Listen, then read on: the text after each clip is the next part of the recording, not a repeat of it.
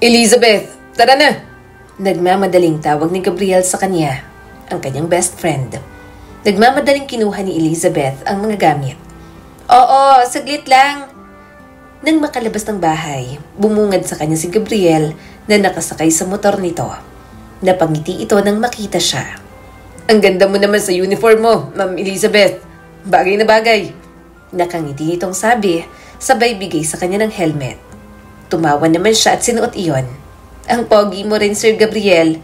Grabe, mga teacher na tayo. Hindi pa rin ako makapaniwala. Tumawa naman ang binata. Kaya nga, proud ako sa mga sarili natin. At kahit teacher na tayo, isasakay pa rin kita sa motor ko. Kasi alam ko na kuripot ka at ayaw mong mag-commute.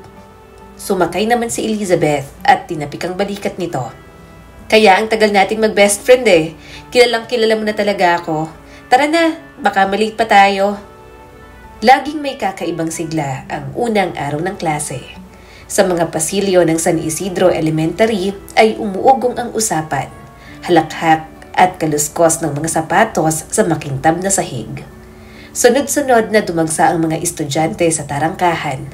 Nauna naman papasok ang motor ni Gabriel. Salamat, ihatid mo ako mamaya ah, nakangiting sabi ni Elizabeth. Kinuha naman ni Gabriel ang helmet. Syempre naman, magkabuhol na ang mga bituka natin. Hindi ako makakauwi nang hindi ka pa nakakauwi. Pumunta na siya sa faculty. Maya-may tumunog na rin ang bell. Kaya naghanda na siya para sa unang klase. Walang flag ceremony dahil alam na busy at magulo pa ang first day. Inayos ni Elizabeth ang dala habang paakyat sa hagdan. Dala niya ang mga visual aids na gagamitin niya. Medyo napagasto siya roon, pero magagamit naman yun ng matagal. Bakit ka na naman gumastos dyan? Tanong ng kanyang ina kagabi. Hindi ba yan provide sa school ninyo? Ngumiti lang si Elizabeth. Kung hindi ako mama, sino? Hindi matututo ang mga bata kung walang gamit. Saka public school yon. Talagang minsan teacher pang nagpo-provide ng mga pangangailangan. Ngayon, habang nakatayo siya sa bungad ng kanyang silid-aralan, sumiklab sa kanya ang pamilyar na damdamin ng pagmamalaki. Gas-gas na ang mga desk, may mga ukit ng pangalan, pero para sa kanya, kaharian niya ang paaralan. Isang lugar kung saan niya huhubugin ang mga isipan. Good morning, ma'am! Sumilip ang tatlong batang maaga at nakangiti sa kanya. Grade 5 student na ang tuturuan niya, kaya alam niyang medyo okay nang sawayin. Magandang umaga, bati ni Elizabeth. Ang aga niyo ah, excited ba? Nagtawanan ang mga ito. Isang batang malalaki ang mata ang nagtanong. Ma'am, may homework po ba kami agad? Napahalakhak si Elizabeth. Homework agad sa unang araw? Hindi pa. Gusto ko lang munang makilala ang mga pangalan ninyo. Huminga ng maluwag ang bata habang nagtatawanan ang mga kaklase. Lumambot ang puso ni Elizabeth. Talagang teacher na siya. Nang matapos ang klase, nagkaroon naman sila ng faculty meeting. Habang wala pa ang principal, panay ang kwentuhan nila tungkol sa mga klase nila. Teacher kasi ng grade 6 si Gabriel. Maya-maya ay pumasok na ang principal, na parang sanay na sanay sa bawat hakbang. Matangkad, malapad ang balikat, at kahit naka-uniform, halatang nakakaangat sa buhay. Pumunta sa harap nilang principal na nasa mid-30s, si Alexander Reyes. Magandang umaga sa lahat, wika ni Alexander. Umayos ng upo ang mga guro. May nagbubulungan, may inaayos ang mga uniforme para mas magmukhang maayos. Parang galing corporate office, hindi eskwelahan, bulong ni Gabriel sa kanya. Siya lang ang nakita kong principal na pogi. Shh! Sagot ni Elizabeth at bahagyang tinulak ng siko ang kanyang kaibigan. Pero hindi niya maitatanggi, iba si Alexander Reyes. Umaalingasaw ang otoridad, kumpiyansa at kayamanan nito. Welcome sir, bati ni Mrs. Vargas, isa sa mga veteranong guro. Karangalan namin kayo po ang bago naming principal. Ang karangalan ay sa akin din, sagot ni Alexander at bahagyang umiti. Nabasa ko ang magandang reputasyon ng San Isidro Elementary. Inaasahan kong makatrabaho kayong lahat ng maayos. Naglakbay ang paningin nito sa mga guro at isa-isang tinitingnan. Nang tumigil yon kay Elizabeth, saglit lang, Ngunit dama niya ang bigat. Para bang may nakakuha ng atensyon ni Alexander, kaya bahagyang namula si Elizabeth. Siniko siya ni Gabriel. Mas pogi pa ako sa principal na yan. Sinaway naman niya ang kanyang kaibigan. Hindi kumibo si Elizabeth at ibinalik ang atensyon sa mesa. Ngunit nanatili ang pakiramdam na yon, ang kakaibang bigat ng pagkakatingin ni Alexander sa kanya. Bago umuwi, kumain na muna sila ng isaw sa kanto. Nilibre niya si Gabriel dahil may utang siyang libre rito. Parang medyo bata pa yung principal, no? Siguro matalino si Sir Alexander, nakangiting sabi ni Elizabeth. Bumusangot naman si Gabriel pagkatapos lunukin ang isaw. Sus, mas matalino pa ako dun. Principal ang pagiging lamang niya. Mahina naman siyang tumawa. Sabi, marami raw silang lupain eh. Ewan ko, basta magandang pamilyang kinabibilangan niya. Napailing naman si Gabriel. Hindi mo sure. Huwag mong masyadong hangaan. Parang nilalagay mo sa pedestal ah. Hindi naman. Namamanghalang. Sabi niya, sabay kagatlabi. Nang makauwi sila, ramdam niyang bad mood si Gabriel. Hindi naman alam ni Elizabeth kung bakit. Kaya hinayaan niya na lang. Kinabukasan, sa flag ceremony, tuwid ang hanay ng mga bata. Nasa gilid ang mga guro at dinidisiplina ang mga batang sumusuway. Lumapit si Alexander sa entablado, hawak ang mikropono.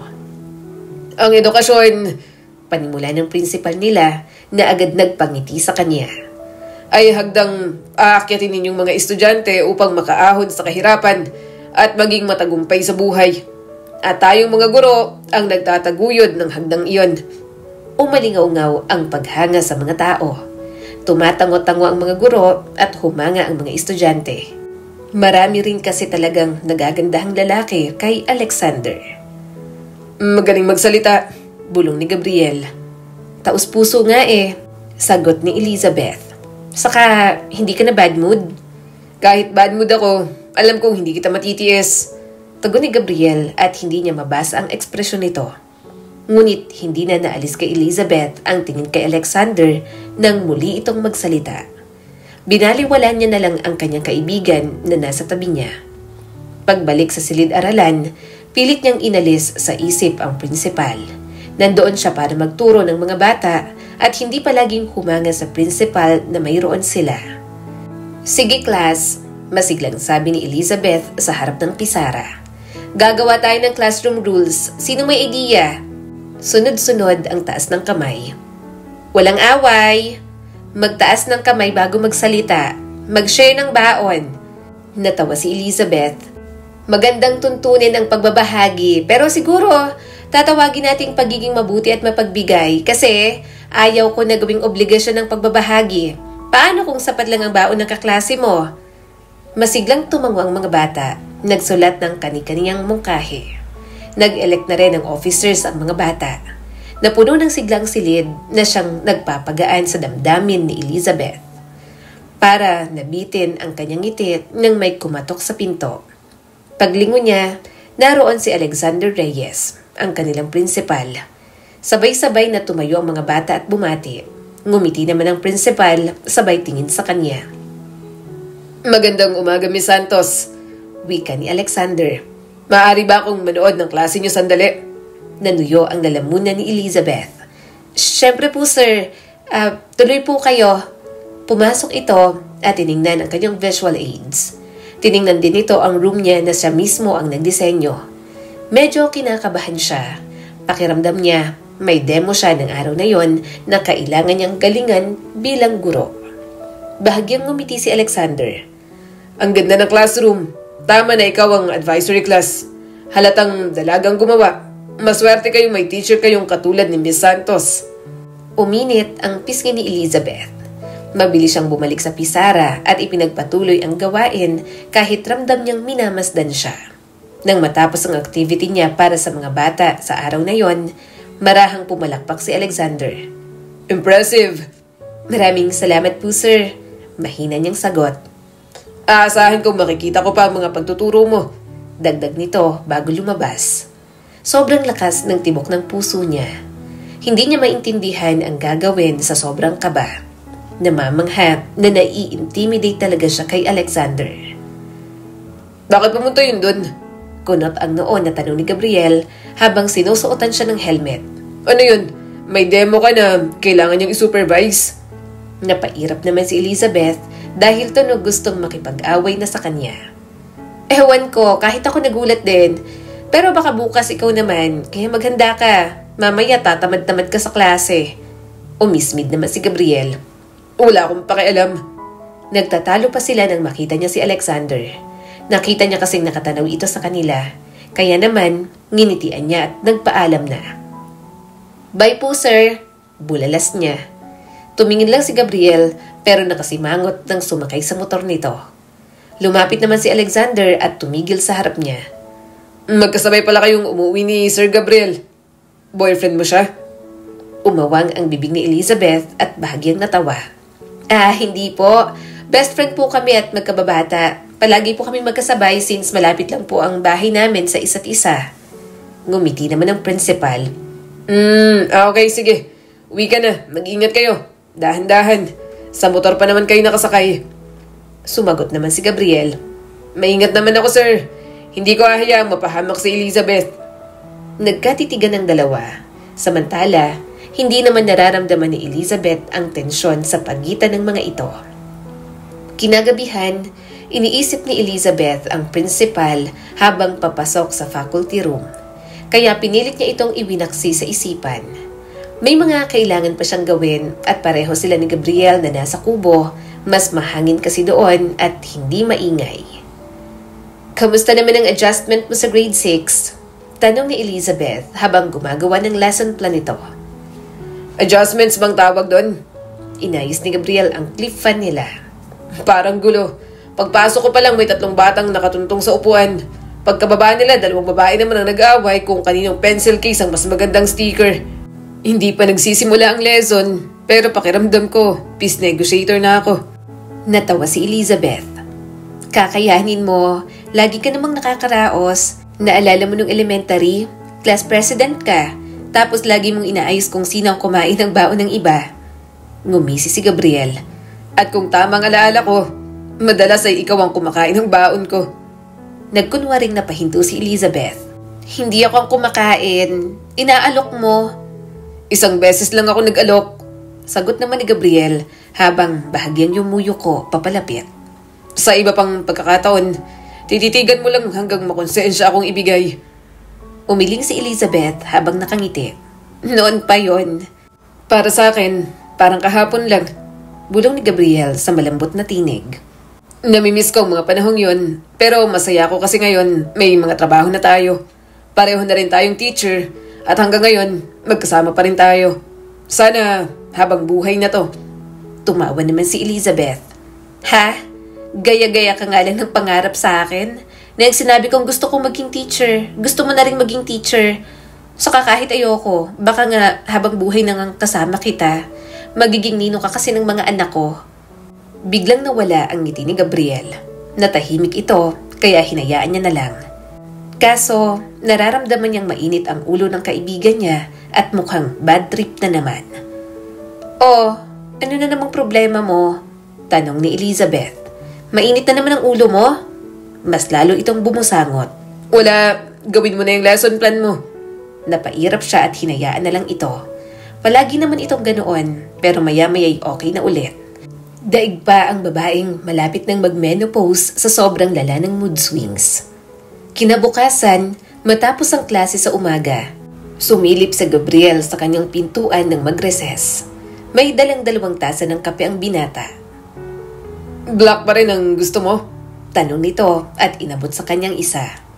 Napakurap si Elizabeth. Hindi ka na bad mood? Wala ka ng regla? Saka alam na alam mo talagang kapeng gusto ko.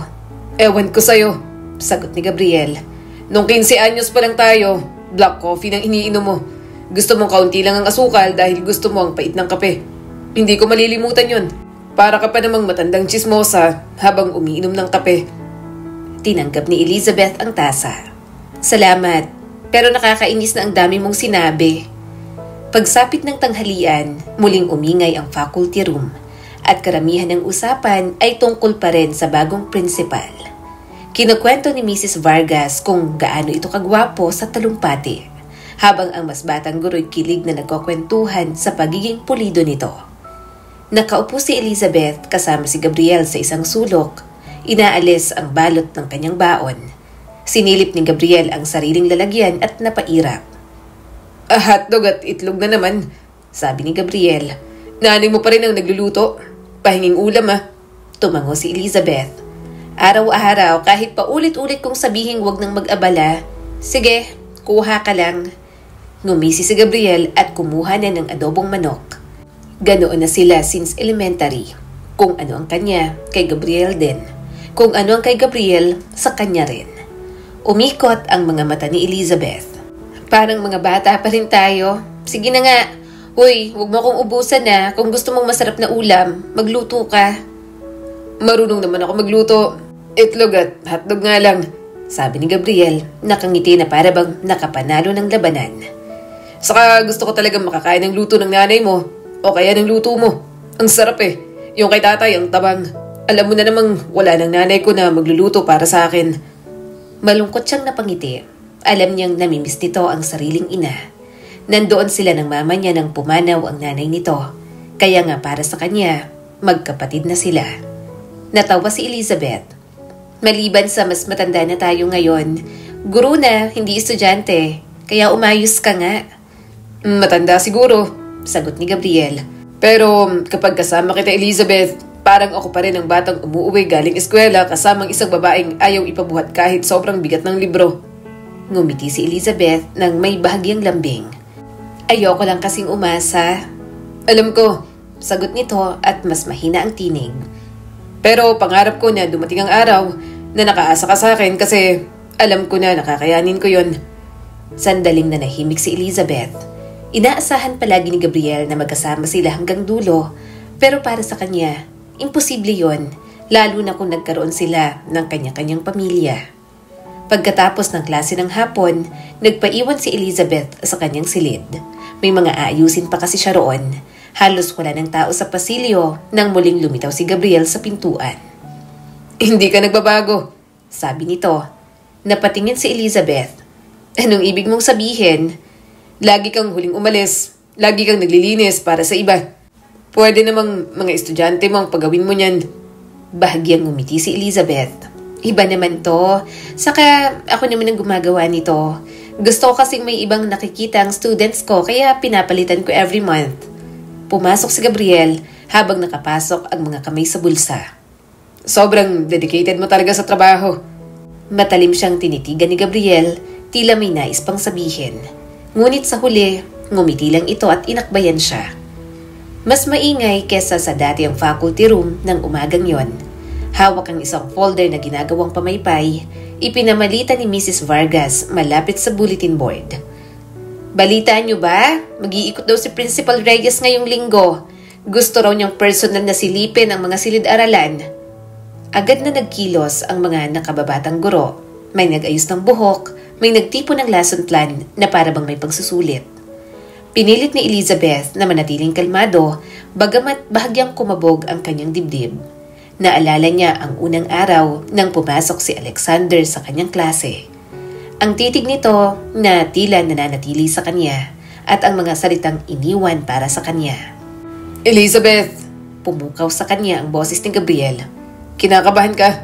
Wag, principal lang naman natin yun. Ngumiti si Elizabeth ng tipid. Iba kasi ang dating ng taong ito. Iba kasi crush mo. Naiinis na tanong ni Gabriel. Nanlaki ang mga mata ni Elizabeth. Hindi naman. Ka nga maingay. Baka may makarinig sa'yo. Baka ano pang isipin nila. Nanahimik si Gabriel, ngunit walang ipinapakitang damdamin sa mukha. Nang tuluyang dumating si Alexander sa klase, ramdam ni Elizabeth ang paninigas ng bawat kalamnan niya.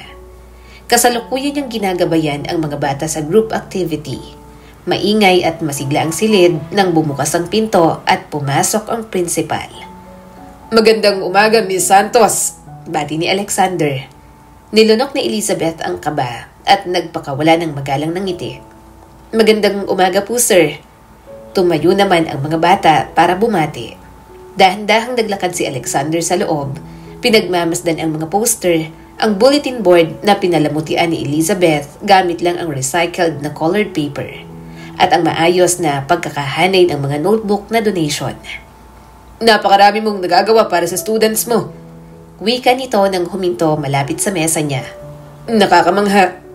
Namula si Elizabeth. Wala lang po yun, sir. Bahagi lang ng trabaho. Hindi. Tugon nito ng mariin. Hindi pa ito sa trabaho. Hindi lang learning materials ang ibinibigay mo sa kanila. Mas nagiging engaging ang klase kapag nakikita nilang may effort silang guro. Parang sumikip ang lalamunan ni Elizabeth. Madalas niyang maramdaman na parang walang nakakapansin sa kanya. Pero ngayon, heto ang isang taong may dangal. Nakikita siya at sa harapan ng kanyang mga estudyante. Salamat po, pahina niyang sagot. Tumango si Alexander, may kaunting ngiti bago hinarap ang klase. Maswerte kayo at may gurong katulad ni Miss Elizabeth. Pagbutihin nyo, igalang siya at balang araw, maalala nyo ang mga aral na ibinibigay niya sa inyo.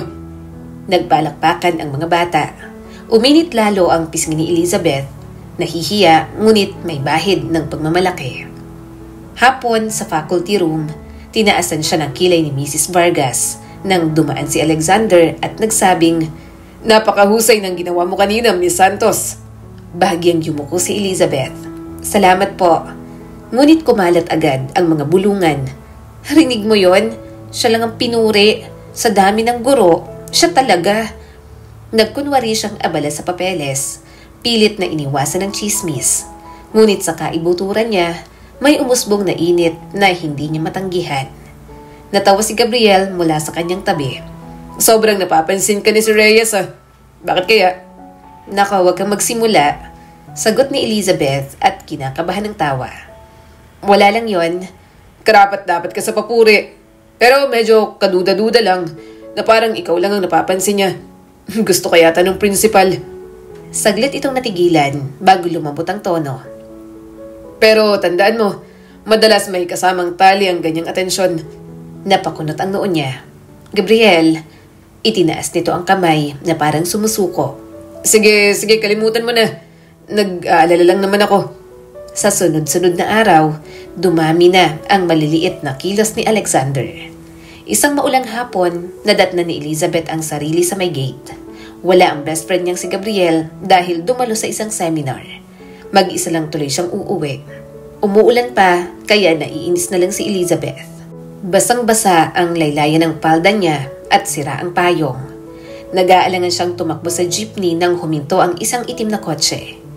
Bumaba ang binata at nakita niya si Alexander. Miss Santos, tawag nito. Nababasa ka. Hatid na kita. Nagulat naman siya. Hindi po sir. Ayos lang. Sige na. Alam kong nasa seminar ang best friend mo, kaya walang maghahatid sa'yo. Sagot ni Alexander habang nakangiti. Kinabahan siyang sumakay. Amoy mamahaling leather ang upuan. Nakatikom ang kamay niya sa bag habang naninigas ang upo. Saan ka nakatira? Tanong ni Alexander habang nagmamaneho. Sa Barangay San Roque, malapit po sa Lumang Plaza. Sagot niya, may halong hiya na makita nitong simpleng lugar ang inuuwian niya. Tumango lang ito. Mahaba rin ang biyahe. Napatawa si Elizabeth ng kaunti. 1 oras po, kaya mas convenient po sa amin ni Sir Gabriel kapag nakasakay sa motor. Pero convenient din naman kapag kotse ang sinakyan mo, hindi ba? Payak nitong sagot. Pwedeng ito naman ang maghatid sa'yo araw-araw. Hindi alam ni Elizabeth ang isasagot. Hindi pa siya nagkaroon ng boyfriend pero hindi naman siya manhid. Alam niya ang ginagawa ng principal. Malakas din ang kutob niya na may pagtingin ito sa kanya. Pagbaba niya, halos pautal ang pasasalamat ang naiusal niya. Salamat po talaga. Nginitian siya ni Alexander. You've always welcome, Miss Santos. Sana next time, huwag ka nang mahiya sa akin. Naiwan siya rin litong-lito. Nagpapasalamat pero may kung anong nagpapasaya sa puso niya. Kinabukasan, nabanggit niya yun kay Gabriel habang sabay silang kumakain. Hinatid ka niya? Nag-iba ang tono ni Gabriel. Umuulan kasi. Mabilis na paliwanag ni Elizabeth. Sira ang payong ko, maliit na pabor lang yon. Wala ka naman kasi. Alam mo naman na hate kong mag-commute. Pagod na ako kaya tinanggap ko ng alok niya. Tinusok ni Gabriel ang ulam habang nakakunot ang noo. Hindi karaniwang ginagawa ng principal ang maging tsoper. Umikot ang mga mata ni Elizabeth. Sobra ka namang, anong tsoper? Mabait lang siya. Mabuting at nakita niya ako kasi kung hindi, mahihirapan pa akong sumakay sa jeepney. Matagal siyang tinitigan ni Gabriel bago pilit nang umiti. Kung yan ang sabi mo. Pinagmasdan niya ito. Nagtatampo ka ba? Bakit ganyan ang itsura mo? Aba, syempre hindi. Sagot ni Gabriel na pilit ang gaan ng boses. Bakit naman ako maiinis na ang matalik kong kaibigan ang napapansin ng pinakamakisig na principal dito sa school na to? Napairap si Elizabeth. Ang sarcastic mo. Di nakakatawa. Ano gusto mong gawin ko? Tanggihan siya. Inaalok na nga ako. Ibinalik niya na lang ang tingin sa pagkain. Pero nakita niya ang lungkot sa mga mata ni Gabriel. Ang pag-iwas nito at tinatagong kirot na bumabalot sa dibdib. Sumunod na linggo, sa meeting ng mga guro, nakatayo si Alexander sa harapan, hawak ang lahat ng atensyon. Sa gitna ng talumpati nito tungkol sa mga programang darating, bigla nitong itinuro si Elizabeth. Miss Santos, nagpapakita siya ng kahangahangang creativeness sa kanyang klase kahit limitadong resources. Hinihikayat ko kayong gayahin ang kanyang pamamaraan. Sabay-sabay na lumingon ang mga ulo. Namula si Elizabeth habang nagsimula na namang magbulungan ng iba. Bahagya siyang tumango, pinipilit magpakita ng ayos. Ngunit sa loob niya, may kumislot. Isang pinaghalong pagmamalaki at hindi makapaniwala. Para sa isang tulad niya na nagmula sa wala, napakalaki ng karangalan na mapansin sa ganoong paraan. Matapos ang meeting, lumapit si Gabriel. Parang nahihiya ka kanina. Huminga ng malalim si Elizabeth. Hindi ko kasi inaasahan. Ang sarap din pala na mapuri sa trabahong dedicated ako. Mapait, ngunit banayad ang ngiti ni Gabriel. Palagi naman kitang pinupuri, Elizabeth. Pero hindi ganyan ang naging reaksyon mo. Gusto mo ba talaga yon? Napatingin siya rito. Gusto niya sanang sabihin na oo. Gusto niya ang principal nila. Ngunit bago pa siya makasagot, sumulpot si Mrs. Vargas. Kinagabihan, nakahiga si Elizabeth. Ngunit paulit-ulit na bumabalik sa isip niya ang papuri, ang paghahatid, at ang titig ni Alexander. Alam niyang kalokohan lang kung bibigyan niya yon ng ibang kahulugan, ngunit hindi niya mapigilan. Para sa isang babaeng madalas maramdaman na maliit siya, halos hindi nakikita ang atensyon ni Alexander Reyes ay tila araw na nagbibigay sa kanya ng buhay. Bakit may flowers? Tanong ni Elizabeth. Unang dumating ang bouquet isang Lunes ng umaga. Pagpasok ni Elizabeth sa faculty room, hawak pa ang kanyang lesson plan at kalahating tasa ng kape. Bumungad sa kanya ang isang dosenang pulang rosas na nakapatong sa kanyang mesa. Sos Mariosep! Napabulalas si Mrs. Vargas sabay paypay sa sarili. Sino kaya ang lihim na manliligaw ni Miss Santos? Ako, hindi ko po alam. Nauutal niyang tugon, bagaman may kutob ng kanyang puso. May maliit na card na nakatago sa gitna ng mga bulaklak at may malinis na sulat kamay. Para sa gurong ginagawang mga sobrang dedicated sa trabaho. AR. Namula ang kanyang pisngi. Agad niyang isinilid ang card sa kanyang bag. Kunwari abala sa mga papel habang palihim siyang tinititigan ng kanyang mga kasama. Nang lumabas na siya sa pasilyo makalipas ang ilang oras, muntik niya nang mabangga si Alexander mismo. May banayad ng ngiti na agad ang principal sa kanya. Nakuha mo ba ang mga bulaklak? Tanong nito. Napalunok si Elizabeth.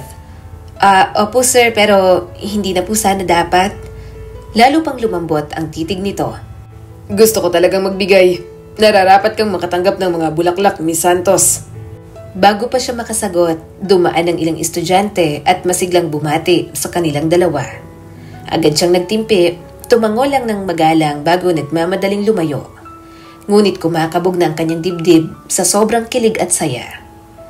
Kinahapunan, nakasandal si Gabriel sa pintuan ng kanyang silid-aralan matapos lumabas ang huling estudyante. So, process na ngayon. Mahina nitong sabi. Napairap si Elizabeth. Huwag mo nang simulan, masaya ko ngayon. Nililigawan ka na nun? Sabi pa ng kanyang kaibigan. Mas lalo siyang napangiti. Sa tingin mo, ngayon lang ako nakatanggap ng ganitong flower bouquet. Bahagyang umismid si Gabriel.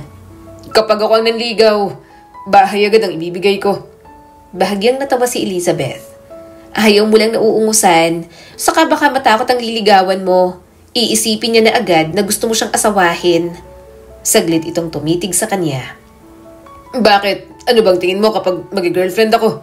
Laro-laro lang. Hindi ganun, Elizabeth. Seryoso ako sa buhay. Kapag nagmahal ako at nanligaw, hindi lang playtime ang iniisip ko. Marami na akong nakikita. Hatid sundo ko siya sa trabaho. Alagaan ko siya. Nakikita ko nang gigising ako tuwing umaga na mukha niyang makikita ko. Magkakaroon kami ng mga anak at pahinga namin ng isa't isa kapag pagod na. Napangiti naman si Elizabeth. Alam niya namang seryosong lalaki ang kaibigan niya. Kaya alam niyang swerte ang magiging asawa ni Gabriel. Maya-maya'y napabuntong hininga si Gabriel at tiningnan muli ang mga bulaklak. Kung nililigawan ka niya at gusto mo siya, mag-ingat ka pa rin, Elizabeth. Ngumiti siya ng maliit bilang pasasalamat. Ngunit nanatiling magulo ang kanyang isip hanggang sa makauwi na siya. Ang sumunod na hakbang na Alexander ay isang imbitasyon sa hapunan. Miss Santos, malugod nitong sabi. Pwede ba kitang i-invite ng dinner? Nag-alinlangan si Elizabeth at mahigpit na hinawakan ng bag. Sir, baka hindi po tama. Baka po may masabi kasi ang mga tao sa atin. Hayaan mo lang silang magsalita. Matatag nitong tugon. Lagi namang may sasabihin ng iba. Besides, naliligaw ako. Tama lang naman siguro na magpapansin ako sa'yo, hindi ba? Muling kumislot ang kanyang puso. Ngunit agad siyang umiling.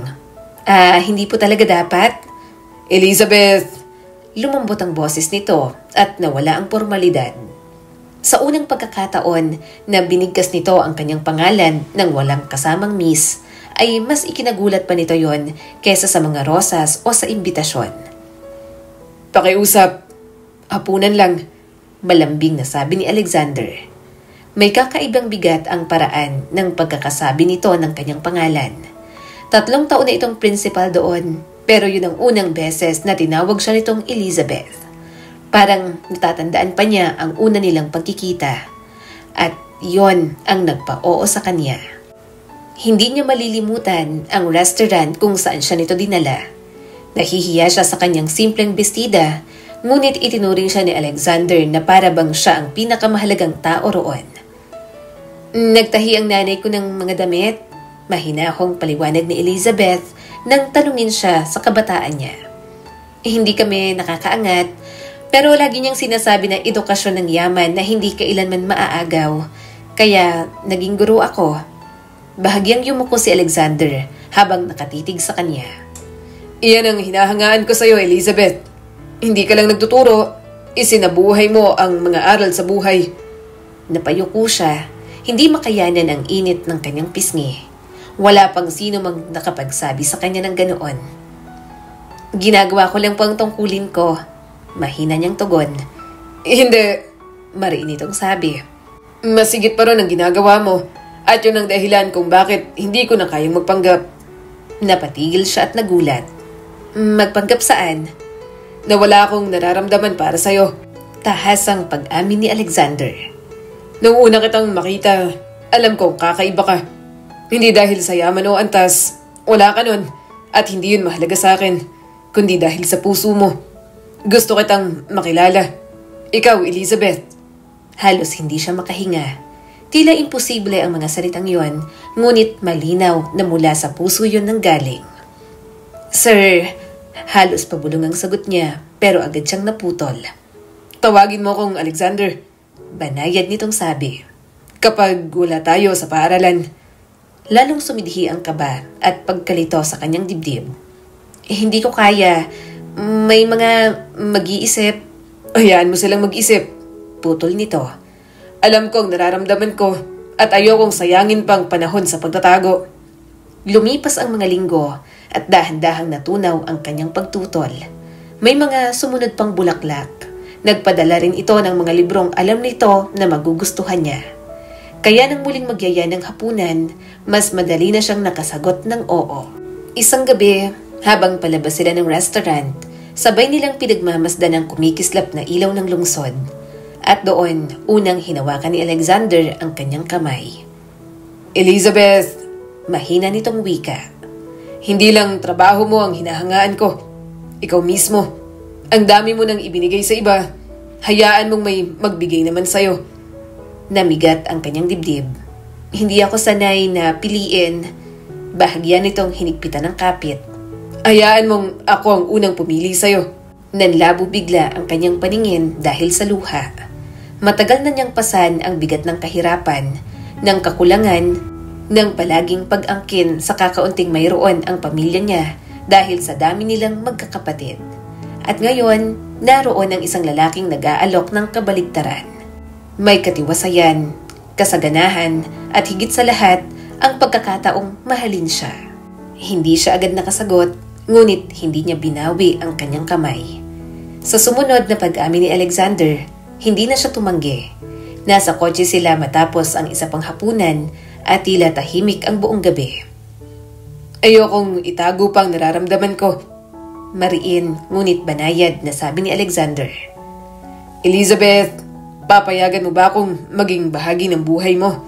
Hindi bilang principal, ngunit bilang isang lalaking nagmamahal sa'yo.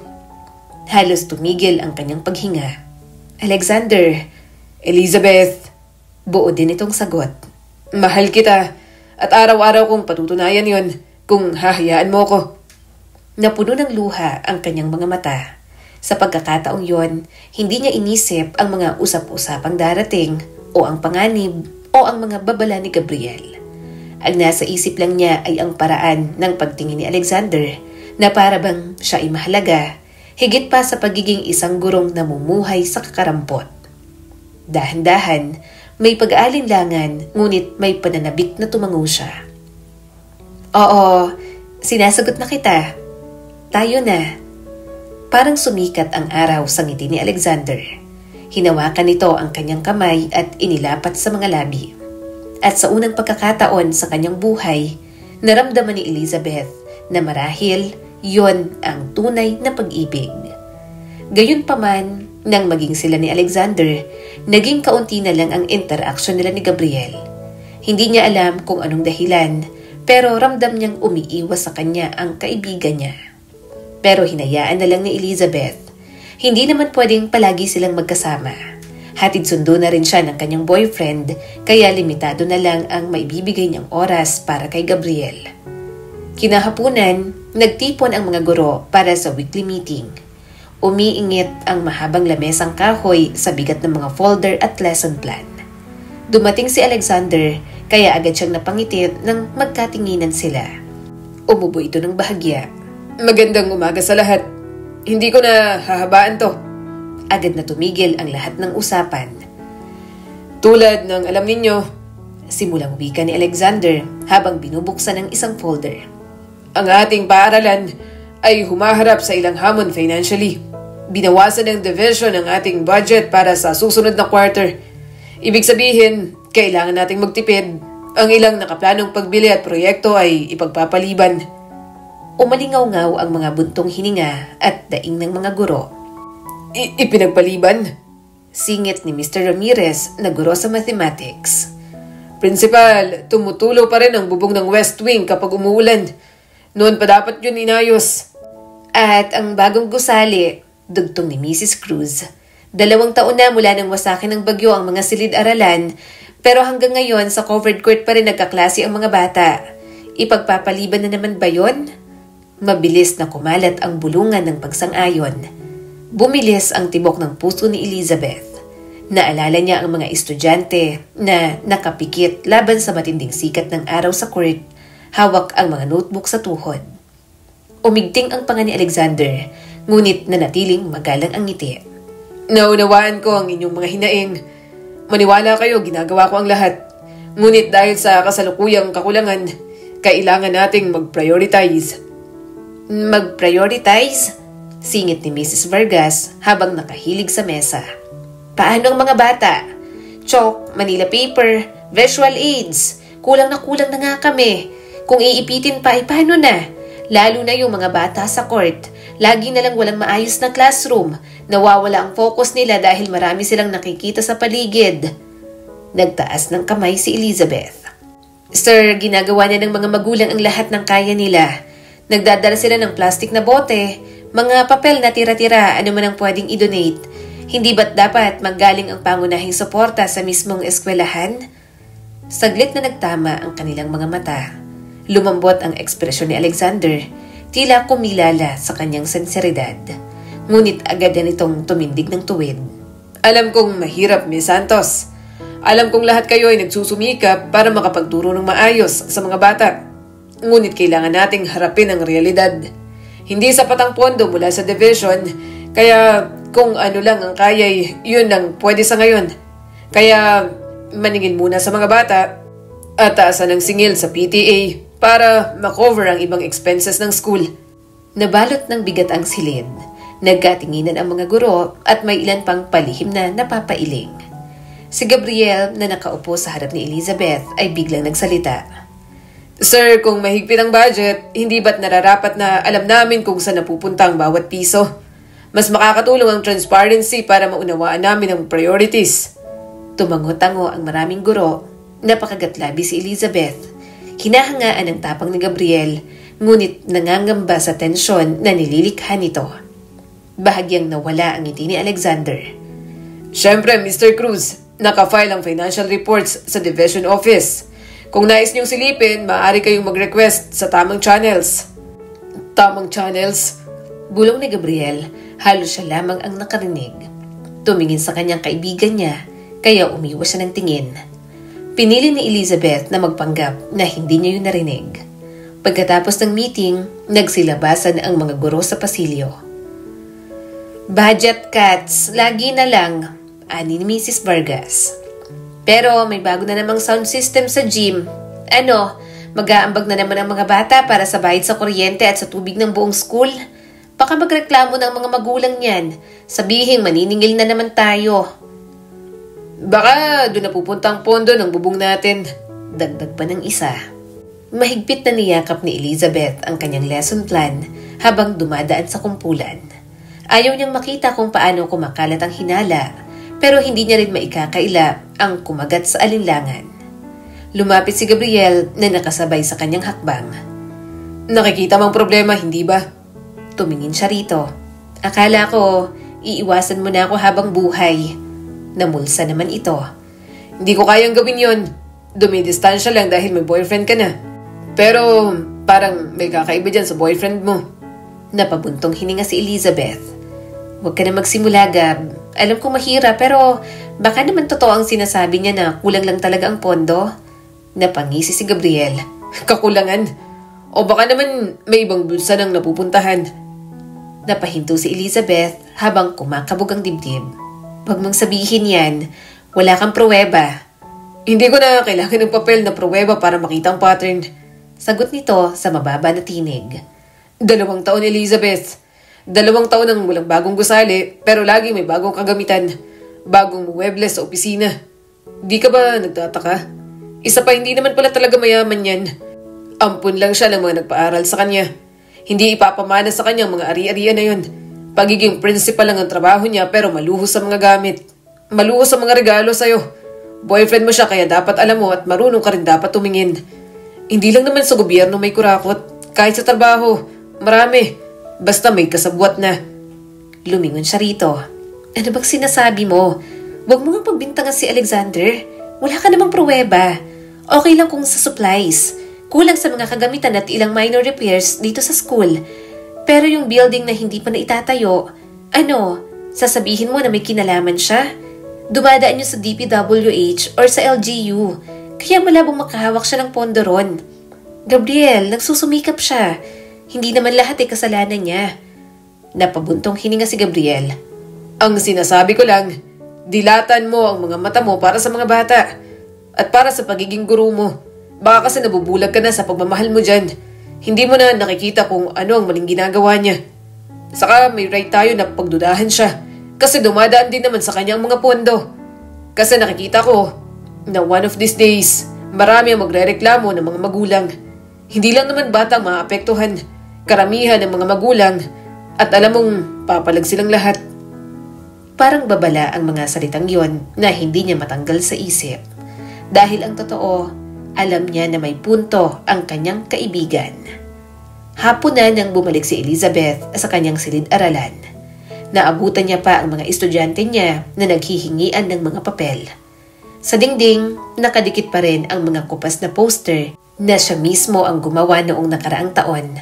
Ang mga kulay ay halos nabura na ng araw.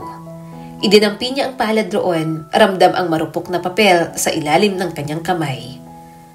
"Ma'am," tanong ng isa niyang estudyante, "kailan po kaya magkakaroon ulit ng bagong building?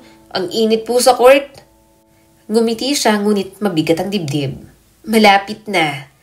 Umupo siya sa kanyang mesa, nakatitig sa mga kamay na balot ng tsalk. Buong buhay niya, tinanggap na niya ang hirap bilang normal. Ngunit ngayon, habang naaalala niya ang makinang na sapatos ni Alexander at ang mahinahong mga paliwanag, may munting tinig na bumubulong sa loob niya. Kaya naman, nagdesisyon siyang kausapin na si Alexander. "Elizabeth!" Masiglang bati ni Alexander nang makita siya. "Nandito ka pa? Mahabang araw ano?" Pinilit niyang ngumiti. "Oo, pwede ba tayong mag-usap?" Bahagyang kumunot ang noo nito, ngunit itinuro ang opisina. "Siyempre, halika, pasok." Sa loob, bumungad ang mabangong amoy. Mahina ang ugong ng bagong aircon. Malamig na sumasalungat sa nakakapanghinang init sa labas. Bahagya lang siyang natigilan nang halikan siya ni Alexander sa pisngi. "Parang may bumabagabag sa'yo. Ano yun?"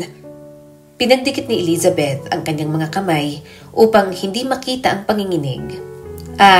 Tungkol sa bagong gusali na hindi pa natatapos, bahagyang nawala ang ngiti nito. "Ano naman ang tungkol doon?" Huminga siya ng malalim. 2 taon na, Alexander. Sa court pa rin kasi nagkaklase ang mga bata. Sa init, minsan pati sa ulan. Paulit-ulit nang nagtatanong ang mga magulang at wala naman akong maisagot. Bakit ang tagal? Sumandal ito sa mesa at inabot ang kanyang mga kamay. "Ganyan talaga mga proyekto ng gobyerno.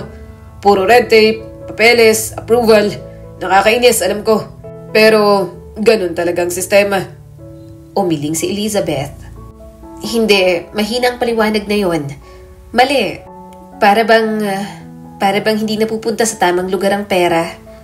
Bahagyang naningkit ang mga mata ni Alexander. "Ano bang ipinapahiwatig mo?" Mataman niya itong tiningnan.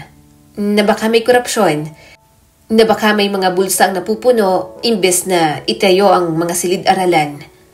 "Elizabeth!" Napabuntong hininga si Alexander. "Mag-ingat ka sa mga salita mo." Napalunok naman siya.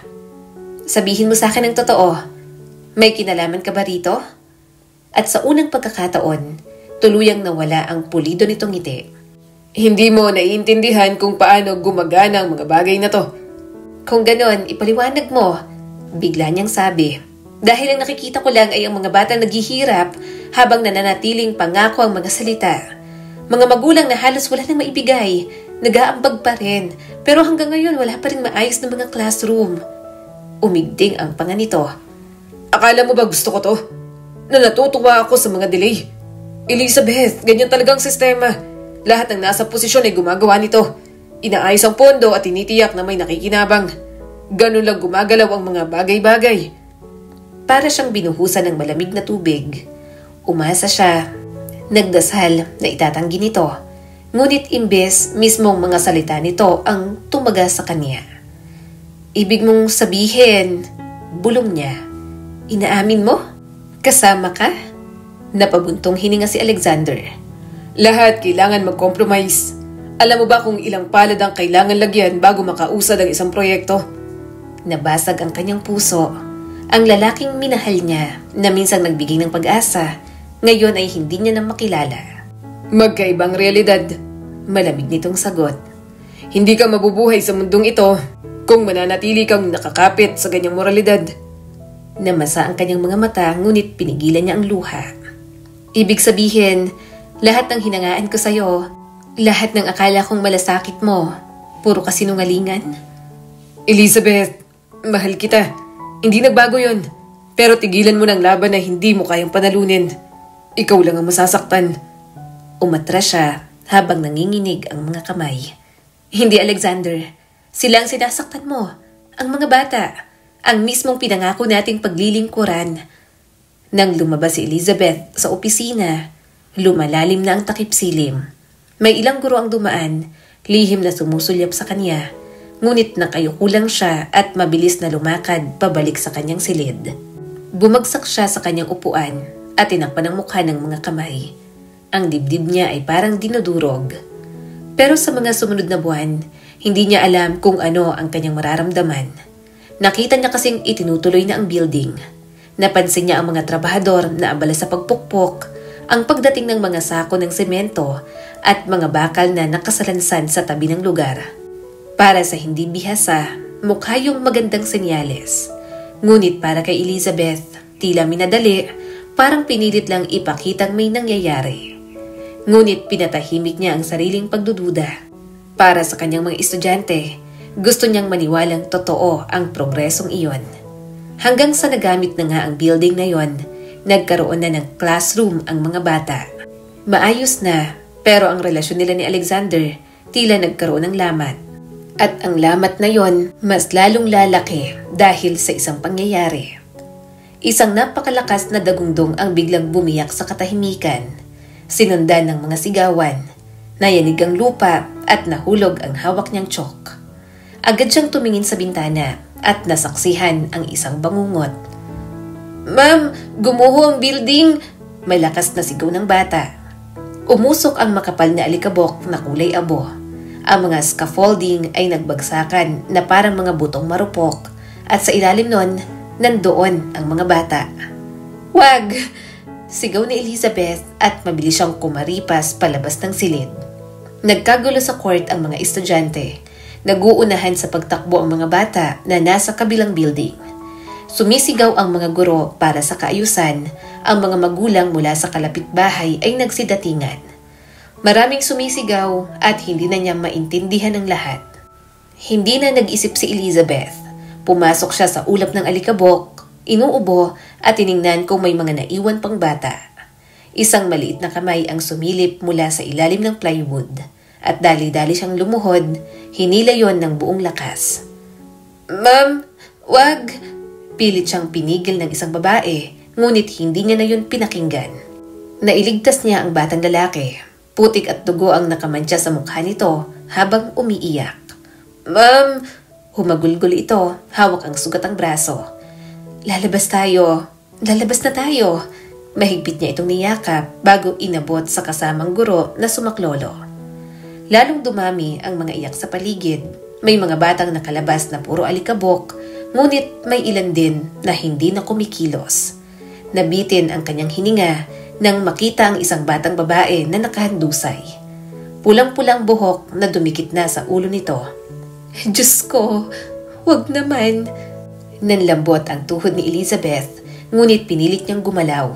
Maghukay, magtulak, magsalba hanggat kaya. Bawat segundo ay tila oras habang nilalamon siya ng makapal na ulap ng abo at ng mga hagulgol. Dumating ang mga ambulansya, kasabay ng mga sirenang humahambalo sa hangin. Naririnig niya ang mga iyak ng mga magulang na late nang nakarating. Sugatan at duguan ang mga bata. 3 na rin ang idiniklara na wala ng buhay. Elizabeth! Nilagyan siya ni Gabriel ng tuwalya. Naluha siya ng yakapin nito. Katulad niya, sumama rin ito sa mga nag-rescue ng mga batang naiwan. "Gabriel, ang mga bata, Diyos ko, nasaktan sila." Kinagabihan, napalibutan ng dilaw na tape ang buong gumuhong building. Nagdatingan ang mga mamamahayag, parang mga uwak na nag-aabang. Bakit pinapasok ang mga bata kung hindi paligtas ang gusali? Sino ang pumirma ng paggamit ng substandard na materyales? Alam ba ng punong guro ang lahat ng to? 2 araw ang lumipas, dumating ang mga investigador mula sa DepEd.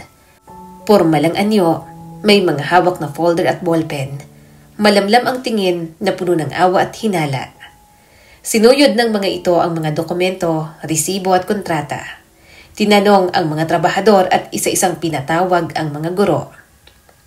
"Miss Elizabeth Santos," basa ng opisyal mula sa hawak niyang folder. "Guro ka rito, tama?" "Opo sir," tugon niya. Pilit pinatitibay ang tinig kahit kumakabog ang dibdib.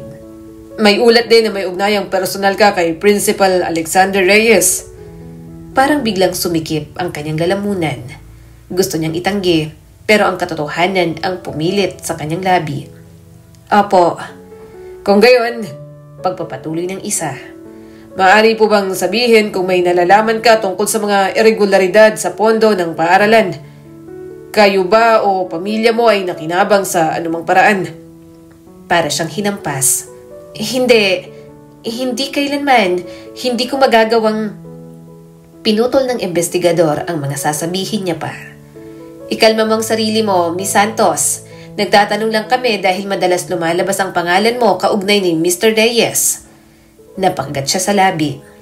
Ang tanging connection ko sa kanya ay personal lang. Hindi ko alam ang kaugnayan niya o mga transaksyon niya sa LGU at kontraktor. Wala akong kinalaman sa pondo. Hindi ko hinawakan kahit isang sentimo. Naghihirap pa rin ang pamilya ko. Maaari niyo pong tanungin kahit sino. Kung may mga regalo man, tipikal na regalo niya lang sa akin. At tinanggap ko kasi may relasyon po kami. Pero ang mga ugnayan ay labas po sa relasyon namin. Wala po akong alam. Pagdating ng sumunod na linggo, ibang-iba na ang faculty room. Noon, kanlungan yun ng kwentuhan at tawanan, palitan ng lesson plan, biruan kung sino ang pinakamaingay ang klase. Ngunit ngayon, sa tuwing papasok si Elizabeth, unti-unting napapawi ang usapan. Ramdam niya ang mga matang nakatutok sa kanya. Alam mo ba? Isang boses ang bumulong minsan nang hindi alam na naroon siya. Sabi nila, binigyan daw siya ni Mr. Reyes ng pera, kaya hindi siya umangal. Kaya siya ipinagtanggol. Isipin mo ginawang puhunan ng dugo ng mga bata para sa luho. Parang sinampal si Elizabeth. Labis na ang kahiyang nararamdaman niya. Pagkaupo niya sa sariling mesa, napansin niyang bahagyang inilayo ng katabi niyang guro ang silya. Sa tanghalian, pinili niyang magsalita. Tumindig siya sa gitna habang mahigpit ang hawak sa notebook na parabang panangga. May kailangan akong sabihin.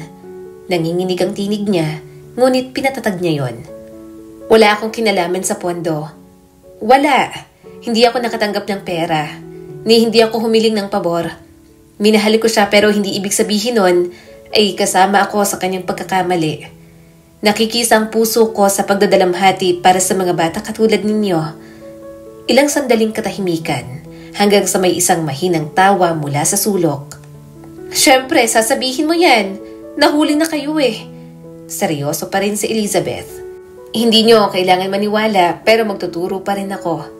Maglilingkod pa rin ako sa mga estudyante dahil yun lang ang nais ko simulat sa pool.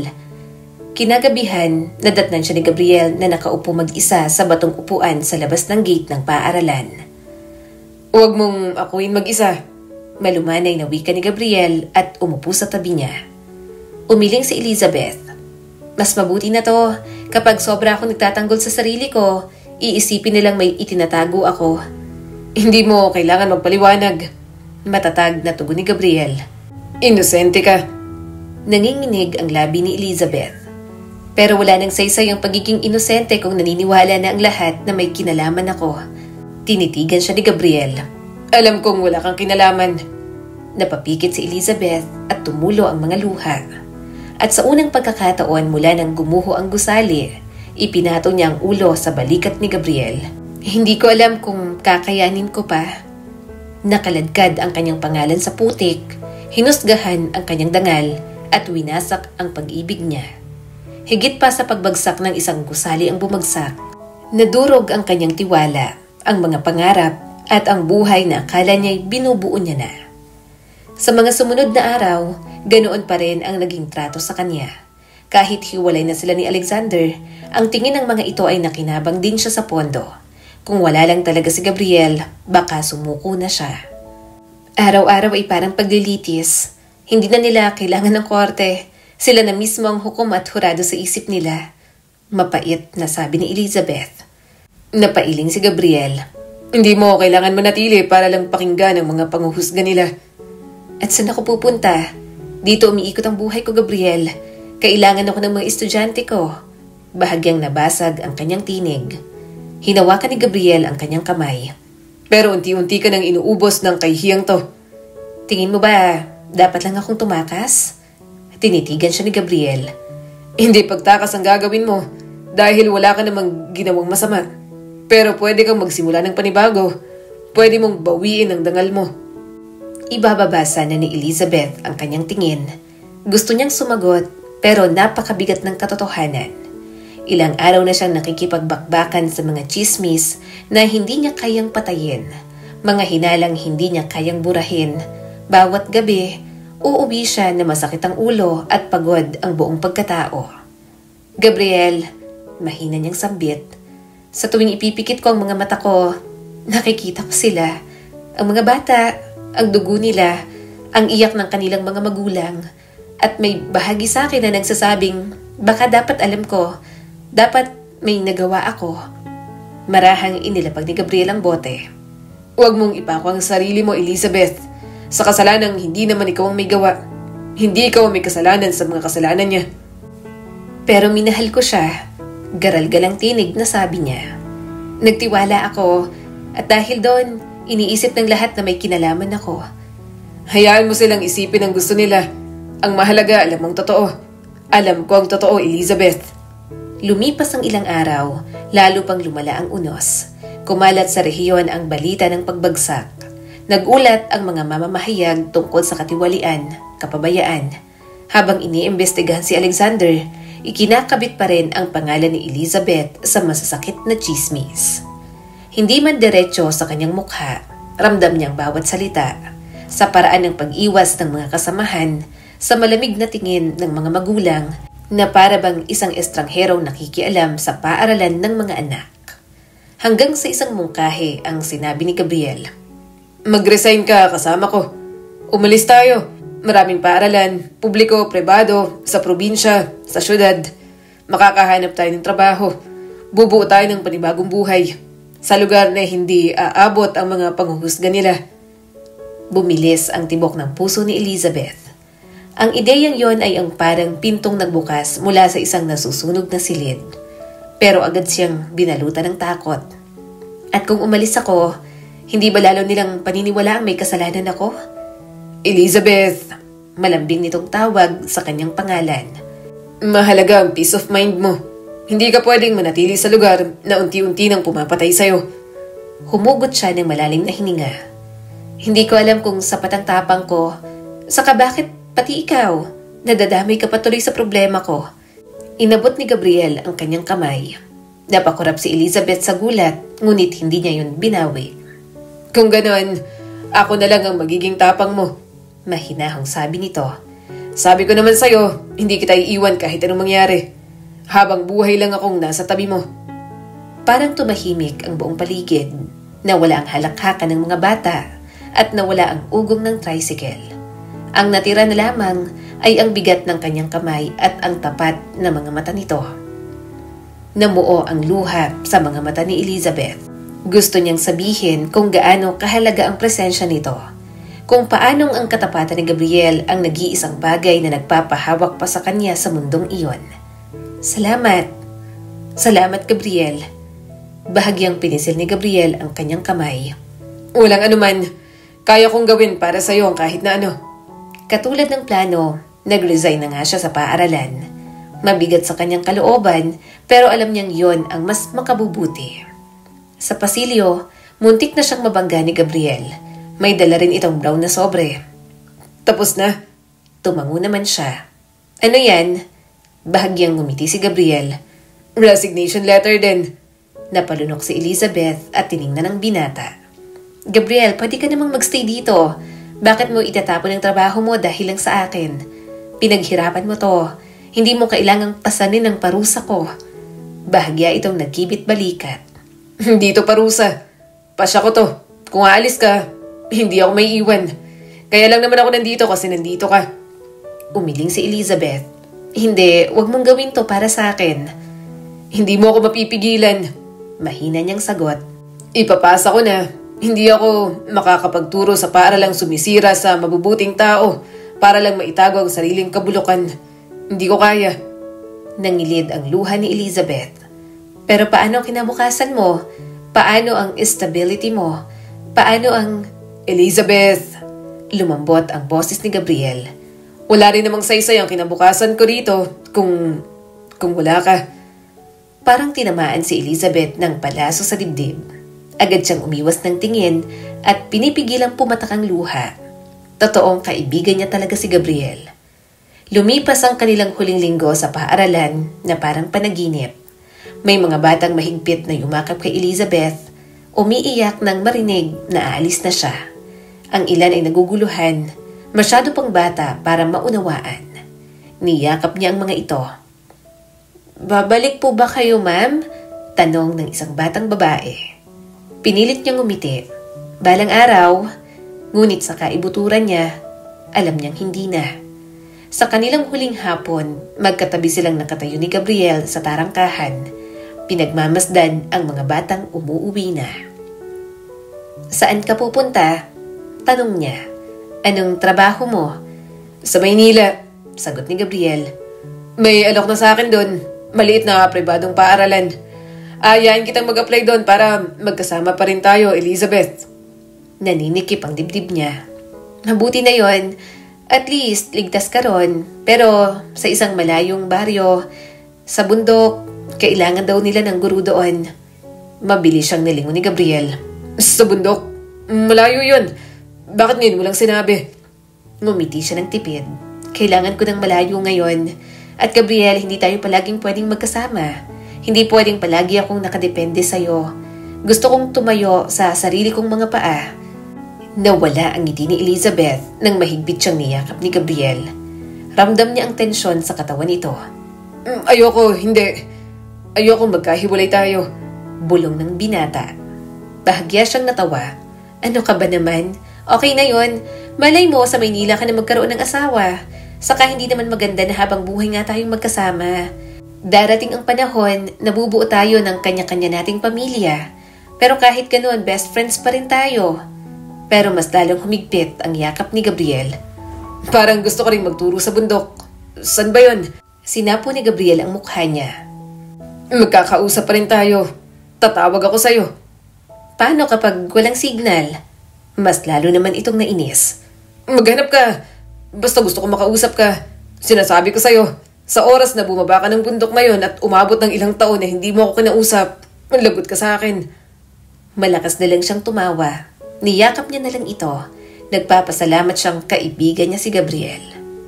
Hindi talaga matatawag na kalsada ang daan patungong bundok. Mabilis yung natutunan ni Elizabeth nang makarating siya roon. "Hanggang dito na lang, ma'am. Wala ng kalsada pataas." Saad ng driver sa kanya. Napatitig si Elizabeth sa matarik na landas na putik-putik. Biglang dumoble ang bigat ng kanyang bag sa kanyang balikat. "Tama ba tong pinasok ko?" Pinilit niyang umiti. "Salamat po." Mula roon, naglakad siya. Matindi ang pag-akyat. Lumulubog ang kanyang sapatos sa putik. Sumasabit ang laylayan ng damit niya sa mga sanga. Pagsapit niya sa kumpol ng mga bahay na kawayan, basang-basa na ng pawis ang kanyang blouse. "Dito yata mawawala ang mga tabako sa katawan," bulalas ni Elizabeth. Sa malayo, may tumunog. Napangiti siya nang marinig ang bell ng school. Maliit lang ang paaralan. May mga dingding na tinapala na pawid lamang. May mga batang nakapaa, naghahabulan sa bakuran at humahagalpak ng tawa. Nang makita siya, napatigil ang mga ito. Binitiwan niya ang mga gamit at kumaway sa mga bata. "Hi! Ako si Ma'am Elizabeth." Nagkatinginan ang mga bata, tapos ay nagsulputan ang ngiti sa mga labi. Isa-isang lumapit ang mga ito. Hawak ang mga sirang notebook at nagliliwanag ang mga mata sa pananabik.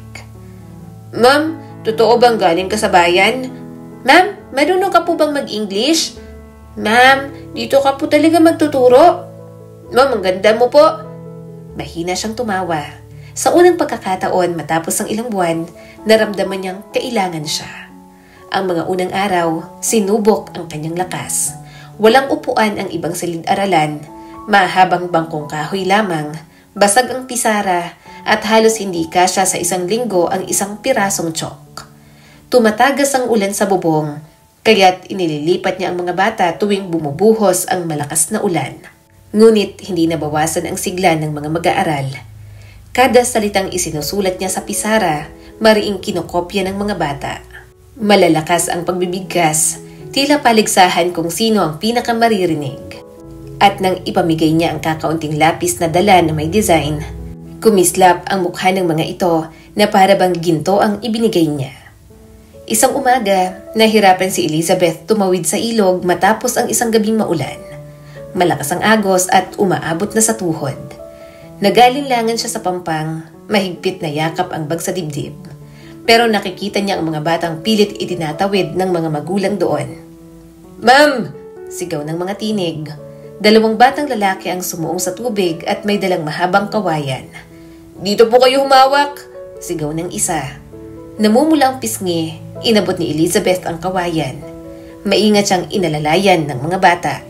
"Salamat," hingal niyang sabi na may halong hiya at pasasalamat. Tawanan lang ang tugon ng mga bata. "Kaya natin yan, ma'am. Masasanay ka rin po." Naninirahan si Elizabeth sa maliit na kubong ipinahiram ng isang mabait na balo sa nayon. Malamig ang hangin at sumisingit sa mga siwang ng kawayan. Hindi siya nag-aalala sa safety dahil mababait naman ang mga tao roon. Bihira lang ang signal, kaya minsan lang siya nakakatawag sa pamilya niya at pati na rin kay Gabriel.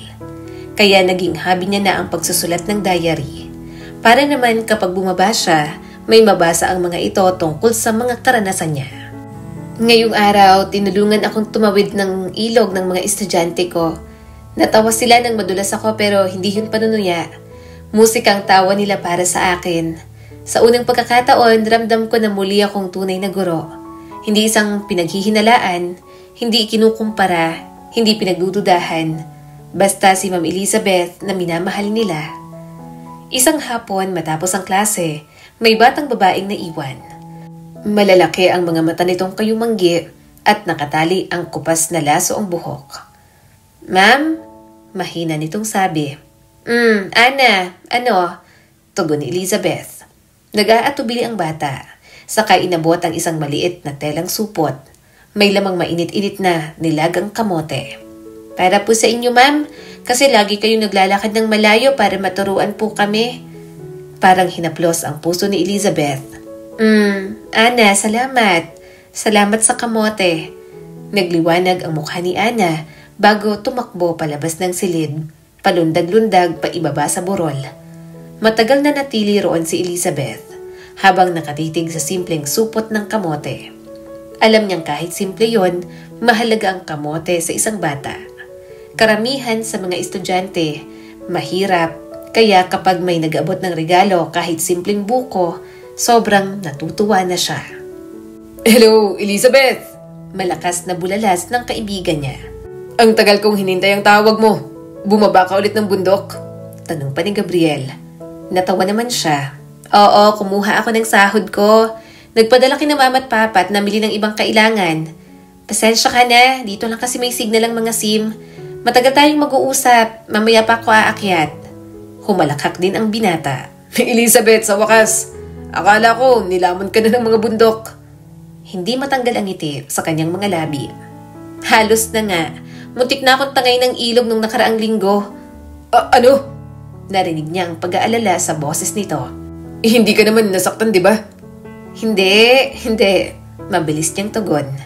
"Tinulungan akong tumawid ng mga bata. Mas matapang pa sila kaysa sa akin." Napabuntong hininga si Gabriel. "Kaya kahit nasanay ka na dyan, nag-aalala pa rin ako. Wala kang kasama. Tapos hindi ka pa tumatawag ng madalas." Napangiti na lang siya. Ang daming bili ni Gabriel sa kanya. Dinaig pa ang kanyang ama. Ikinuwento ni Gabriel ang tungkol sa mga estudyante nito sa Maynila. Naikwento pa sa kanya na natutong maggitara dahil sa mga estudyante. "Kapag nakita tayo, tutugtugan kita." Excited na sabi nito. "Kakantahan kita. May in love ka sa akin." Malakas naman siyang tumawa. "Yuck!" "Ikwento mo naman ang tungkol sa bundok." Giit ni Gabriel. "Hindi ko pa naranasan na ganito ako kailangan." Pagtatapat niya. "Hindi dahil espesyal ako, kundi dahil ganoon sila kasabik matuto. Para bang bawat piraso ng tsyok na ginagamit ko ay may saysay dito." Lalong lumambot ang tinig ni Gabriel. "Dahil higit pa sa aralin ang binibigay mo, pag-asang ibinabahagi mo. Alam mo ba kung gaano kabihira yan, Elizabeth? Kahit pinakamayamang principal, hindi yan may bibigay. Napasinghap siya. Sa pagbanggit ng principal, sumikip ang kanyang dibdib. Sandaling katahimikan ang sumunod. Parang naramdaman yun ni Gabriel. Iniisip mo pa ba siya? Pumikit si Elizabeth at dumampi ang hangin ng bundok sa kanyang pisngi. Naalala niya ang ngiti ni Alexander, kung paano siya minsang pinahalagahan. Ngunit bumalik din ang alingaw-ngaw ng kanyang tinig na puno ng galit. Ang kanyang pagwawalang bahala sa tuwing kine-question niya ang katiwalian nito. Oo, pag-amin niya. Naisip ko pa siya pero hindi na may kasamang pag-ibig, kundi mga aral. Anong klaseng aral? Na pinagkamalan kong katiyakan ng kayamanan. Natuto akong maging simple rito. Lumipas pa ang mga buwan na masaya siyang nagtuturo doon. Nagkaroon ng purpose ang kanyang buhay at nakalimutan na ang mga nakasangkotang issue. Nabalitaan niya rin na nawala na ng lisensya si Alexander. Naparusahan din at dinidinig pa ang kaso kasama ng mga kasabwat nito. Nagsimula ang umaga na para bang karaniwan lamang sa paaralang nasa bundok. Ma'am, may tao! Bulalas ng isang bata. Tumunghay si Elizabeth mula sa bugsok na itinutusok niya.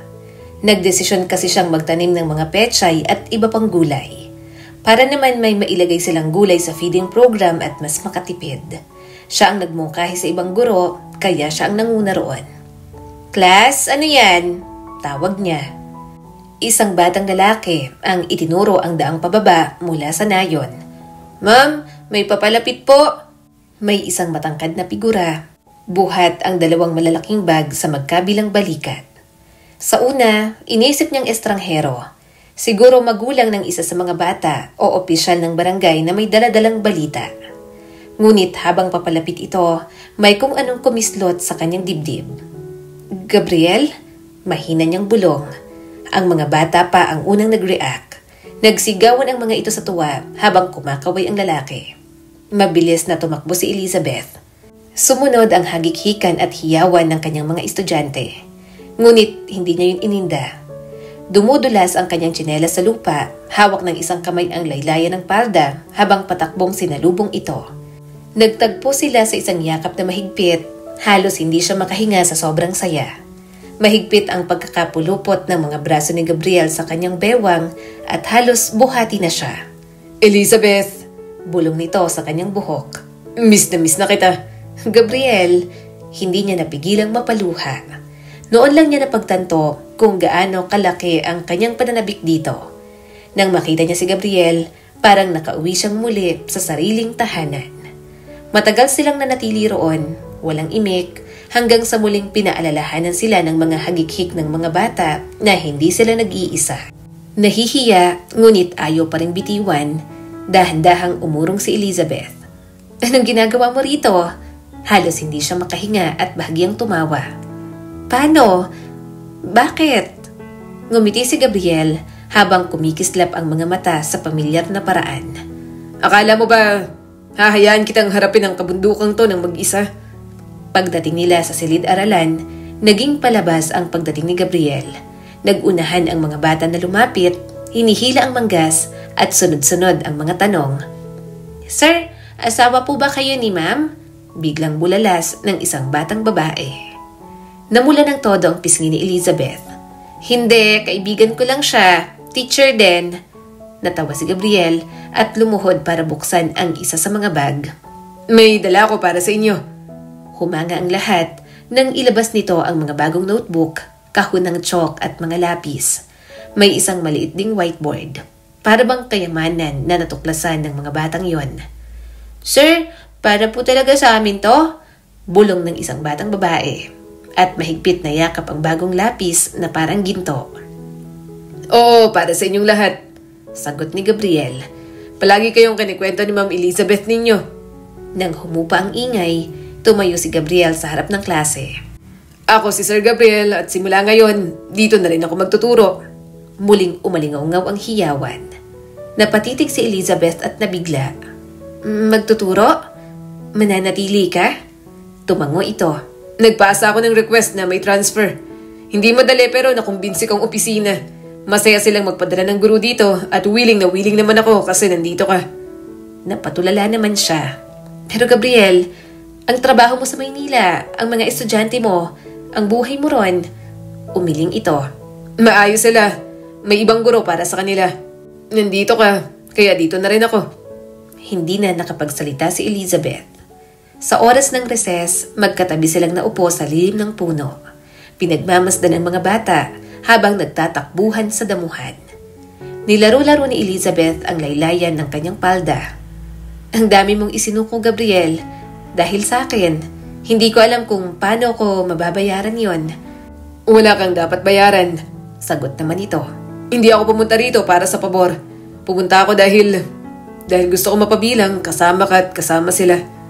Napatingin siya rito at naghanap ng kasagutan sa mga mata nito. Ngunit nangingibabaw pa rin ang alinlangan kay Elizabeth. Paano kung may magsalita na naman? Bakit mo ba kasi ako sinundan? Baka anong maisip nila? Ngumiti naman ng banayad si Gabriel. Ayaan mong sabihin nila ang gusto nila. Alam ko kung bakit ako narito. Sure ako sa desisyon ko. Simula ng araw na yon, naging masaya ang mga araw ni Elizabeth. May nakakasama na siya sa kahit ano. Kapag bumaba, nakakasama niyang best friend niya. Madali rin namang nakapag-adjust si Gabriel ng buhay doon. Yun nga lang, marami siyang nakikitang pagbabago kay Gabriel. Ano yung mga tinatanim mo? Tanong ni Elizabeth habang nagkakape. Magkasama lang sila sa bahay. May maayos naman kasi siyang bahay doon. Magkahiwalay lang sila ng kwarto. Mga rosas, sana mapatubo ko. Mahirap kasi bumili ng mga bulaklak dito. Nakangiting sabi ni Gabriel. Tumaas ang mga kilay ni Elizabeth. Kailan ka pa nahilig sa mga bulaklak? Rosas? Ano bang gagawin mo? Mas lalong napangiti ang binata. Basta may paglalaanan ako maganda. Saka manliligaw ako. Kanino naman? Bulalas niya rito. Hindi ka nagkakwento. Sino nagugustuhan mo rito? Nagpagpag ito ng mga kamay habang namumungay ang mga matang nakatingin sa kanya. Malalaman mo rin. Kapag may mga tumubong rosas dito, malalaman mo rin. Natawan na lang siya at napailing. Pero ang liligawan pala ng binata, isang taong kilalang kilala niya. Tumubo na yung mga roses mo. Sabihin mo na sa akin kung sinong liligawan mo. Nakangiting sabi ni Elizabeth habang nakatingin sa mga rosas. Napalingon siya kay Gabriel nang lumabas ito bitbit ang gitara. Napakurap siya. Tutugtugan mo na ako? Mamaya na. Nakatanaw pa ako sa mga bituin. Bahagyang napangiti si Gabriel. Tila nahihiya at umupo sa tapat niya. Tumayo ka na dyan. Kakantahan kita. Tumagilid ang ulo ni Elizabeth at umupo na mula sa kawayang higaan. Isasampal ko yan sa'yo kapag pangit ha. Tumawa lang ang binata at nagsimulang tumugtog. Nung elementary, naalala mo, hiniram ko lagi ang gitara ng pinsan ko at tumutugtog sa ilalim ng puno ng mangga. Tinatawanan mo ako kasi sintonado ako at hindi ako marunong. Oo nga, pero gumaling ka na ba? Dahan-dahan itong tumugtog at ang malumanay na tunog ay umalingaw sa gabi. Ikaw nang humusga. Namungay ang kanyang mga mata nang nagsimula ito. Napasandal si Elizabeth sa balikat ni Gabriel at ipinikit ang mga mata. Sobrang lakas ng tibok ng kanyang puso. Habang naririnig niya ang pagtugtog nito, marami siyang napagtanto. Si Gabriel lang palagi ang nasa kanyang tabi. Kailanman ay hindi siya nito nilaglag sa kahit na ano.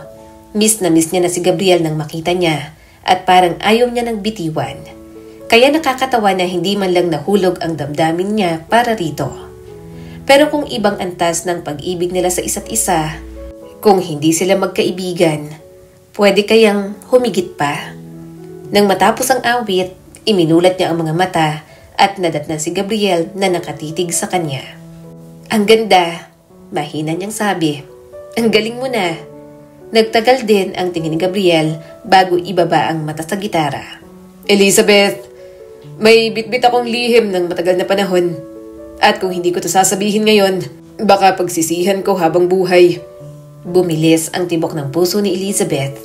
Umayo siya ng upo at biglang naging balisa. Gabriel, ano yon? Itinaas nito ang paningin at tumama ang mga mata sa kanya. Sa liwanag ng buwan, lantad ang damdaming itinago ng maraming taon. Mahal kita. Mahinahon ngunit nanginginig ang tinig na sabi ni Gabriel. Mula pa nung bata tayo, mahal na kita. Bumuka ang kanyang bibig, ngunit walang salitang lumabas. Nagpatuloy si Gabriel at bakas ang pagmamahal sa mga mata nito. Hindi ko sinabi kailanman. Hindi nung high school, hindi nung college. Hindi kahit nung pareho tayo nagsimulang magturo. Pinili kong itago kasi akala ko may mga pangarap ka, may mga pasanin ka, at ayaw kong maging dagdag sa bigat na nararamdaman mo. Mas pinili kong maging kaibigan. Natatakot ako na tanggihan mo at masira ang pagkakaibigan natin. Bahagya itong natawa ng mapait at umiling. Kahit nang dumating si Alexander, nanahimik ako. Sinabi ko sa sarili ko, kung masaya ka, sapat na yon. Pero nang gumuho ang lahat, nang makita kitang sugatan, pero pinipiling tumindig, hindi ko na kayang manahimik pa. Sinabi ko na sa pagkakataong to, ipapakita kong mahal na mahal kita. Nang sinasabi kong gusto kitang makasama habang buhay, hindi bilang kaibigan mo lang, kundi bilang asawa mo. Parang umikot ang paligid kay Elizabeth. Alam niya sa sarili na magkaibigan lang sila. Subalit bakit nakaramdam ng pananabig ang kanyang puso sa mga sinasabi nito? Hindi ko na kayang magpanggap, Elizabeth. Gusto ko nang ipaglaban ang pagkakataon ko na to. Mahal na mahal kita. Please, kahit anong gagawin ko, bigyan mo lang ako ng pagkakataon. Nanginginig ang mga labi niya sa sobrang kaba. Huminga siya ng malalim at hinampas ito sa braso. Nakakabigla ka? Namungay ang mga mata ni Gabriel. Ngumuso siya at umiwas ng tingin dito. Pero sige, magiging choosy pa ba ako? Ikaw lang naman ang nandito. Pero galingan mo pa rin. Dapat maging patay na patay ako sa'yo. Humalakak si Gabriel at hindi napigilang yakapin siya. Gagalingan ko. Mamahalin mo ko. Sisiguraduhin ko. Alagaan kitang mabuti at mamahalin ng sobra para maging patay na patay ka sa akin. Lihim siyang napangiti at niyakap na rin ito. Magaan ang loob niyang tanggapin ang panliligaw ni Gabriel, kaya hangad niyang maging maayos ang patutunguhan nun. Simula ng gabing yon, matinding panliligaw na nga ang ginawa ni Gabriel. Nakakatawa pang nagpapatulong ito sa mga bata. Dalang-dala naman si Elizabeth kaya't bawat araw, hulog na siya. Kaya nang sinagot niya ito, alam niyang mahal niya na si Gabriel. Nang bumaba sila ng bundok at umuwi, gulat na gulat ang mga pamilya nila na magkarelasyon na sila. Magpapakasal na po kami. Nakangiting sabi ni Gabriel at inilahad ang kamay ni Elizabeth na may simpleng singsing. Natawa naman siya. Wala na, gulat ng mga yan. Napangiti si Gabriel at niyakap siya. Hindi na magugulat ang mga yan. Alam naman nilang mahal na mahal kita. Ikaw lang naman tong manhid. At ikaw lang tong torpe. Bawi niya naman. Naglambingan pa sila, kaya natawa na lang ang mga pamilya nila. Sinasabing masanay ang mga ito na makita silang mag-away kaysa ang maglampungan. Natuto siyang magmahal, hindi niya masabing pagkakamali si Alexander dahil sumaya rin naman siya. Pero hindi kasi si Elizabeth ang klase ng tao na kukonsintihin ang mali ng taong minamahal niya. Kaya masaya siya na ibinigay sa kanya ng Diyos si Gabriel na may prinsipyo, bait, at pinipilit maging mabuti hanggang kaya nito. Ipinapaalala sa atin ang kwentong ito na ang tunay na pag-ibig at integridad ay makakamtan kapag pinipili natin ang tama. Sa buhay, madalas tayong humaharap sa panghuhusga, pagtataksil at pasakit. Ngunit ang mga pagsubok na ito ang humuhubog sa atin upang pahalagahan ang katapatan, katatagan at mga ugnayang nakaugat sa tiwala. Paalala rin ito na sa kabila ng ating pinakamadilim na sandali, palaging may isang taong nakakakita ng ating tunay na halaga at dapat matuto rin tayong makita ang liwanag ng katotohanan at pagmamahal sa iba. Muli, ako po si Skylar Guro at sana may bago na naman kayong natutunan sa kwento natin ngayon. Maraming salamat po.